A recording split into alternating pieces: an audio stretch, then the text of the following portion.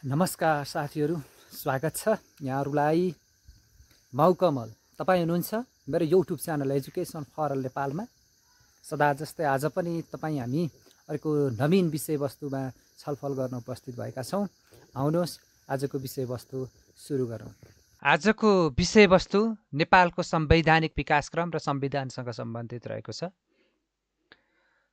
एउटै बसाइमा संविधानसँग सम्बन्धित सम्पूर्ण विषयवस्तु समेट्न अलि भिडियो लामो हुने हुनाले मैले भाग 1, भाग 2, भाग 3 गरेर ल्याउने जमर्को गरिरहेको छु। यो पहिलो भागका लागि यहाँहरू मसँग हुनुहुन्छ, अन्य भागहरूका लागि पनि यस्तै साथ सहयोग र समर्थन गर्नुहुनेछ भन्दै अब सुरु गरौँ विषयवस्तुतर्फै।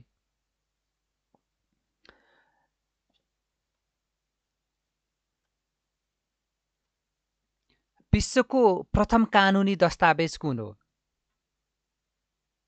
विश्वको प्रथम कानुनी दस्तावेज कुन हो? यो म्याग्ना कार्टा। म्याग्ना कार्टा बेलायतको हो। यो सन् 1215 जुन 15मा भएको थियो म्याग्ना कार्टा। त्यसपछि संविधान सभाद्वारा संविधान निर्माण गर्ने पहिलो मुलुक कुन हो? विश्वको पहिलो मुलुक जुन संविधान सभाद्वारा संविधान निर्माण गर्ने विश्वको पहिलो मुलुक कुन हो? फ्रान्स। विश्वको पहिलो मुलुक हो फ्रान्स। नेक्स्ट, संविधान सभाद्वारा संविधान जारी गर्ने नेपाल कतिऔं मुलुक हो? विश्वमा कतिऔं मुलुकमा पर्दछ भन्दा नेपाल 44औं मुलुकमा पर्दछ। 43औं मुलुक हाम्रो भन्दा अगाडिको भनेको ट्युनिसिया हो। संविधान सभाद्वारा संविधान जारी गर्ने नेपाल 44औं राष्ट्र हो। नम्बर नेक्स्ट, लिखित संविधान नभएको देश कुन हो? लिखित संविधान नभएको देश कुन हो? बेलायत हो। यो यसको एन्सर बेलायत। अर्को, लिखित संविधान नभएको सार्क राष्ट्र कुन हो? लिखित संविधान नभएको सार्क राष्ट्र कुन हो? भुटान। विश्वको सबैभन्दा ठुलो संविधान भएको देश कुन हो? ठुलो संविधान भएको, ठुलो र लामोमा झुकिन्छ तसर्थ ठुलो संविधान, ख्याल गर्नुहोला, भारत हो, जसमा 25 भाग, 448 धारा र 12 अनुसूची रहेका छन्। 25 भाग, 448 धारा र 12 अनुसूची। नम्बर नेक्स्टमा जाउँ। विश्वको सबैभन्दा सानो संविधान कुन देशमा रहेको छ?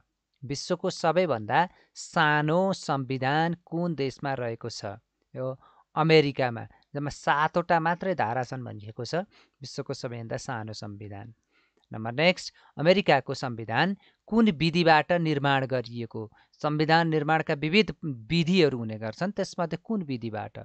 अमेरिकाको संविधान संवैधानिक सम्मेलन विधिबाट गरिएको हो। अमेरिकाको संविधान संवैधानिक सम्मेलन विधिबाट निर्माण गरिएको हो। नम्बर नेक्स्ट, स्विजरल्यान्डको संविधान कुन विधिबाट निर्माण गरिएको हो? स्विजरल्यान्डको संविधान कुन विधिबाट निर्माण गरिएको हो? जनमत संग्रह विधि। यो चाहिँ जनमत संग्रह विधि मार्फत स्विजरल्यान्डको संविधान निर्माण गरिएको हो। नम्बर नेक्स्ट, संविधान जारी गर्ने देशहरूको क्रम मिलाउनुहोस्। यो विशेषतः यी पुरानो देशहरू, पहिलो प्रथम चरणका देशहरू हुन्।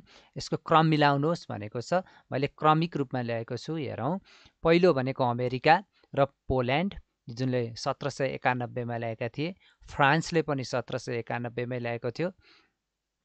त्यस्तै क्यानाडाले 1867, जापान 1889 र अस्ट्रेलिया 1900मा।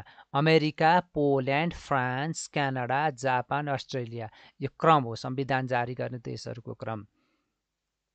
नेक्स्ट, लिखित संविधान जारी गर्ने भारत कतिऔं राष्ट्र हो? होइन, लिखित संविधान जारी गर्ने भारत विश्वमा 7औं राष्ट्र हो। यो 1950मा, सन् 1950मा यो संविधान, भारतमा संविधान जारी भएको थियो, लिखित संविधान। नम्बर नेक्स्ट, संविधान निर्माणको युग भनेर कुन समयलाई चिनिन्छ? संविधान निर्माणको युग भनेर कुन समयलाई चिनिन्छ? 20औं शताब्दीको अन्तिम र 21औं शताब्दीको सुरुवात, यो भनेको संविधान निर्माणको युग भनेर चिनिने समय हो। 20औं शताब्दीको अन्तिम र 21औं शताब्दीको सुरुवात। नम्बर नेक्स्टमा जाउँ। सबैभन्दा बढी पटक संविधान बनाउँदै देश कुन हो? धेरै पटक भनेको नेपालमा 7औं पटकसम्म भयो नि त संविधान निर्माण भएछ नि 7वटा। यो चाहिँ भेनेजुएला हो।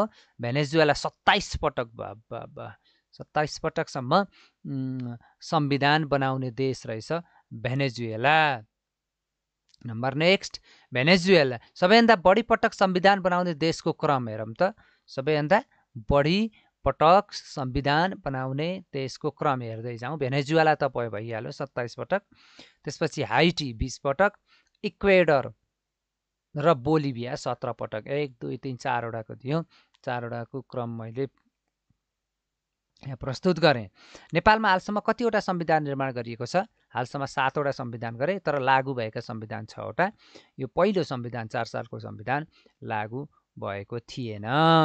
जो निर्माण गरियो कार्यान्वयनको क्रममा आएन हैन। 7वटा संविधान निर्माण भए, कार्यान्वयन 6वटा रहे।